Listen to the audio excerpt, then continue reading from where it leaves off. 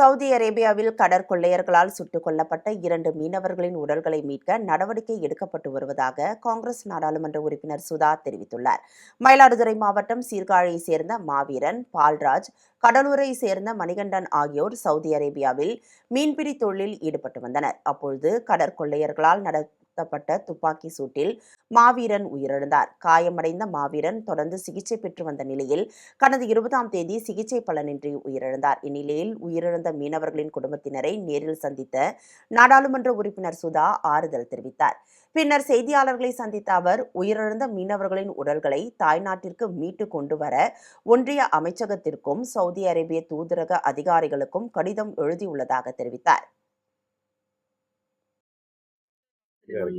தொடுவாய் கிராமத்தில் மீனவ சகோதரர் மரியாதைக்குரிய மாவீரன் அவர்கள், அவரோடு சங்கர் போன்ற மற்றும் சில மீனவ நண்பர்கள் மீன்பிடி தொழிலுக்காக சவுதி அரேபியாவுக்கு சென்ற பொழுது எதிர்பாரா விதமாக குண்டடிப்பட்டு இறந்து விட்டார்கள்.